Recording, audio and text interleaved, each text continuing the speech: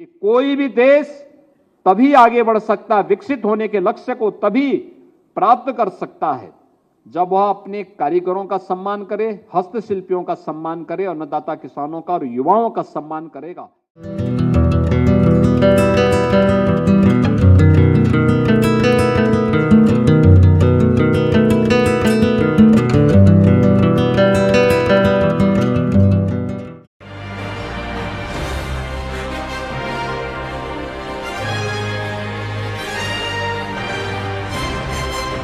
देवी और सज्जनों, करतल ध्वनि के साथ स्वागत करिए नवोन्मेषी सोच वाले उत्तर प्रदेश के visionary chief minister, Uttar Pradesh के माननीय मुख्यमंत्री आदरणीय योगी आदित्यनाथ जी का। करतल ध्वनि के साथ स्वागत करें सभागार। आज इस सृष्टि के शिल्पी भगवान विश्वकर्मा की पावन जयंती है। मैं विश्वकर्मा जयंती के अवसर पर अपने हस्तशिल्पी और कारीगरी के माध्यम से अनगढ़ को एक स्वरूप प्रदान करने वाले, अपनी कला और अपने हुनर का लोहा मनाने वाले आप सभी हस्तशिल्पी कारीगर बहनों और भाइयों का मैं हृदय से अभिनंदन करते हुए भगवान विश्वकर्मा के श्री चरणों में नमन करते हुए आप सबको इस दिवस की हृदय से बधाई देता हूं।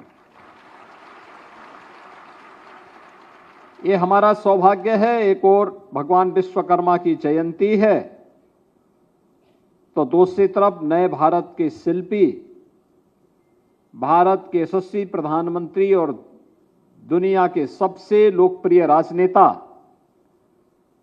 प्रधानमंत्री श्री नरेंद्र मोदी जी का भी आज पावन जन्मदिन है। इस अवसर पर आप सभी हस्तशिल्पी और कारीगर बंधुओं की ओर से, बहनों की ओर से देश के यशस्वी प्रधानमंत्री जी का भी मैं हृदय से अभिनंदन करता हूं, उन्हें बधाई देता हूं। बहनों और भाइयों, ये मेरे लिए प्रसन्नता और आह्लादकारी अवसर है।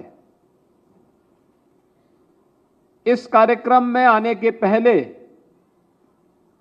हम लोगों ने अभी यहां पर विश्वकर्मा एक्सपो, जो विश्वकर्मा ट्रेड होते हैं, अलग अलग जनपदों की कारीगरों ने, हस्तशिल्पियों ने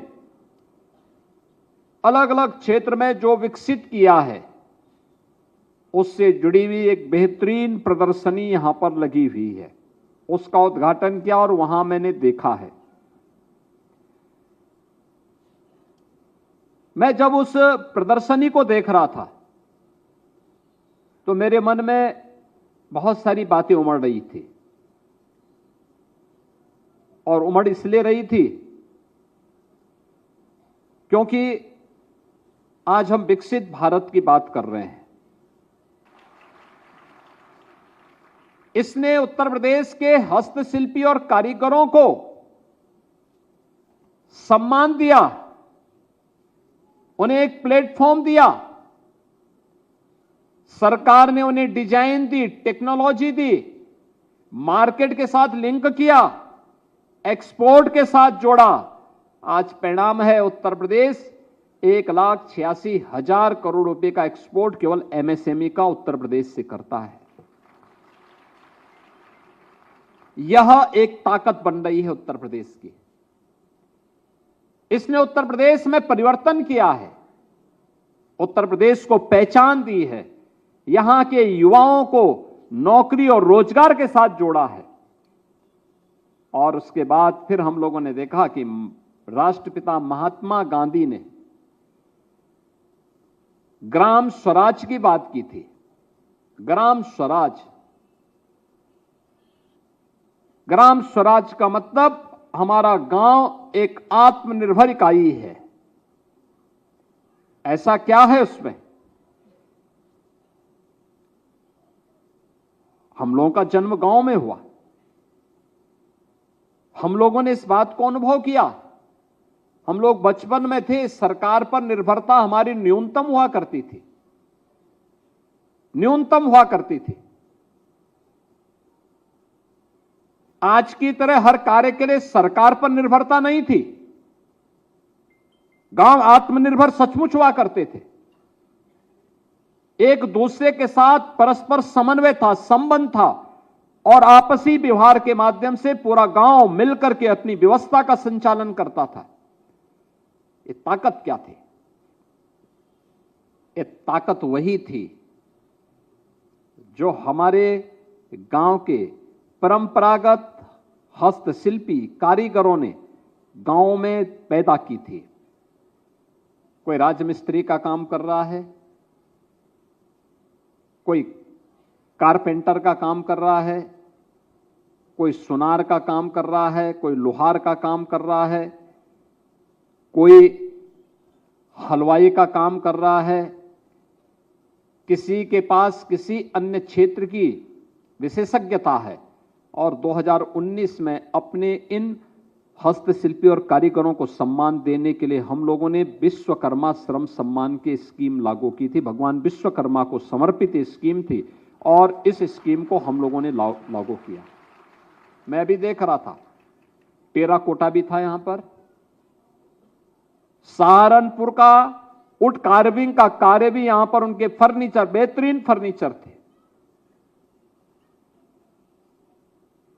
मैं देख रहा था अभी यहां पर कितने अच्छे बर्तन का सेट था, ब्रॉस का, मुरादाबाद का, और कितनी शानदार मूर्ति अभी मुझे दी अलीगढ़ की, यहां पर मंच पर मंत्री जी ने। ये मूर्ति भी उत्तर प्रदेश की है, कहीं विदेश से नहीं आई है। ये सब यहीं उत्तर प्रदेश के कारीगरों का कमाल है। ये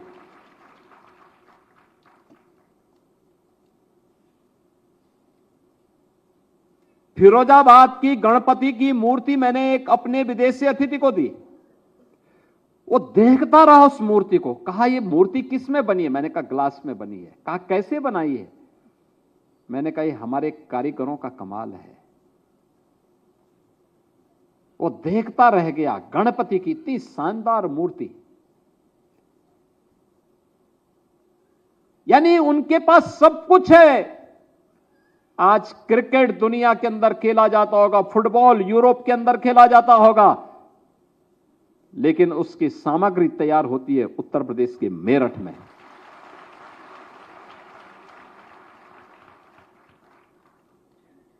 दुनिया के अंदर लोग चमड़े के उत्पाद को खरीदते हैं, लेकिन वो प्रोडक्ट कहीं तैयार होता है तो आगरा और कानपुर और उन्नाव में तैयार होता है। दुनिया का कोई भी राष्ट्राध्यक्ष होगा, उसके घर की कारपेट अगर कहीं से होगी तो वह वाराणसी, भदोई और मिर्जापुर की जरूर बनी होगी। यानी क्या नहीं है आज हमारे पास? सरकार का थोड़ा सा संबल, कैसे वो आगे बढ़ गया। और इसने हमारे कारीगरों को सम्मान दिया, हमारे विश्वकर्मा बंधुओं को सम्मान दिया, युवाओं को रोजगार दिया। परिणाम क्या था?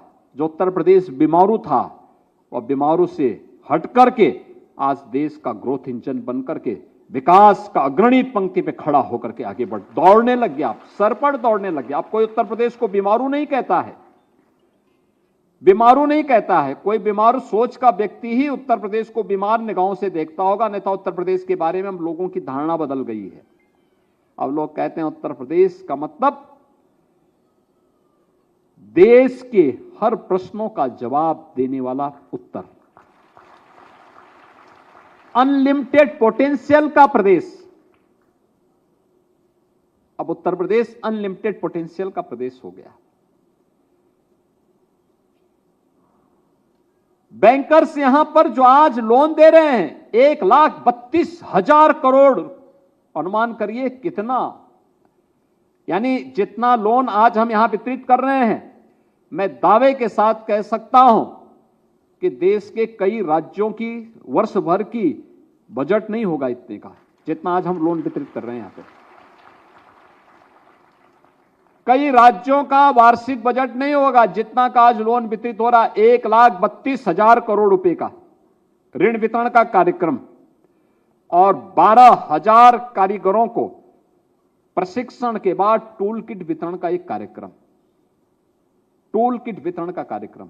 अब तक हम 11 प्रकार के अपने कारीगरों को टूल किट वितरित करते थे और आज 12 अन्य क्षेत्र से जुड़े हुए कारीगरों को हम इसके साथ जोड़ने की घोषणा करने जा रहे हैं। 12 अन्य, यानी अब तक हम बढ़ई को देते थे, सुनार को देते थे, लोहार को देते थे, इसमें आपका हलवाई को देते थे, मोची को देते थे, नावों को देते थे। इस प्रकार की 11 प्रकार के कारीगर और हस्तशिल्पी थे। आज हम 12 अन्य की घोषणा करने जा रहे हैं जिनको हम अब प्रशिक्षण के साथ साथ टूल किट भी देंगे और मैं विभाग से कहूंगा कि उनके लिए पीएम विश्वकर्मा के साथ कोलैबोरेट करते हुए या पीएम विश्वकर्मा की स्कीम को लेते हुए सस्ता लोन उपलब्ध करवाने की व्यवस्था भी करवाइए। सस्ता लोन उनके पास होना चाहिए। याद करना, भारत विपन्न हुआ इसलिए क्योंकि विदेशी ताकतों ने हमारे इन कारीगर और हस्तशिल्पियों के कार्य को छीना था, उनके कार्य की हुनर का अपमान किया था। ये उद्योग धंधे क्लस्टर बंद हुए, उत्तर प्रदेश विपन्न हो गया, भारत विपन्न हो गया, उत्तर प्रदेश बीमारू हो गया। जैसे ही हमारा कारीगर और हमारा अन्नदाता किसान एक बार फिर से खड़ा हुआ और चलने के लिए अंगड़ाई लेना प्रारंभ किया, उत्तर प्रदेश बीमारू राज्य से हट करके अब फिर से भारत का ग्रोथ इंजन बन करके अपनी ताकत दिखा रहा है। ये सभी कार्यक्रम संपन्न हुए हैं। मैं इन सब के लिए विभाग को धन्यवाद देता हूं। जिन लोगों ने हमारे साथ यहां पर विभाग के साथ एमओयू किया है उन सब का अभिनंदन करता हूं और विश्वास करता हूं कि कोई भी देश तभी आगे बढ़ सकता है, विकसित होने के लक्ष्य को तभी प्राप्त कर सकता है जब वह अपने कारीगरों का सम्मान करे, हस्तशिल्पियों का सम्मान करे, अन्नदाता किसानों का और युवाओं का सम्मान करेगा तो दुनिया की कोई ताकत उसको आगे बढ़ने से नहीं रोक सकती। आप सबके बल पर हम उत्तर प्रदेश को विकसित उत्तर प्रदेश बनाएंगे, इस विश्वास के साथ आप सबके प्रति मेरी मंगलमय शुभकामनाएं हैं। धन्यवाद। जय हिंद। बहुत बहुत धन्यवाद माननीय मुख्यमंत्री महोदय, आपके आशीर्वचन के लिए हृदय तल की गहराइयों से आपका आभार। बाकी खबरों को जानने के लिए हमारे चैनल नजफगढ़ मेट्रो न्यूज को सब्सक्राइब कर लें।